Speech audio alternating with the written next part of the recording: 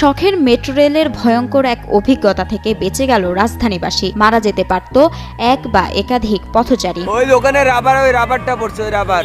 হঠাৎ খুলে পড়ল মেট্রো রেলের ভায়াডাক্টের একটি অংশের স্প্রিং। সকাল থেকেই বন্ধ রয়েছে আগারগাঁও মতিঝিল আগারগাঁও রুটে মেট্রো রেল চলাচল।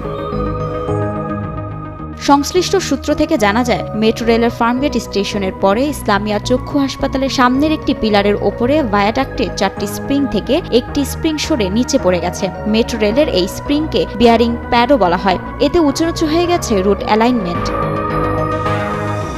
রেলগাড়ি যখন এই বিয়ারিং প্যাডের উপর দিয়ে যায় তখন তা কিছুটা সংকুচিত হয়। গাড়ি চলে যাওয়ার পর সেটি আগের জায়গায় ফিরে আসে। যেহেতু ছবিতে দেখা যাচ্ছে ভায়াডাক্ট আগের জায়গায় ফিরে আসেনি, সেহেতু বিয়ারিং প্যাডের কার্যকারিতা নষ্ট হয়ে গেছে, নয়তো বিয়ারিং প্যাড এখান থেকে পড়ে গেছে বলে মনে করছেন বিশেষজ্ঞরা। ভায়াডাক্ট থেকে যদি বিয়ারিং প্যাড রিলিজ হয়ে যায় তাহলে পিলার ভেঙে যাবে। ভায়াডাক্টকে ফ্লেক্সিবল রাখার জন্যই এই বিয়ারিং প্যাড ব্যবহার করা হয়।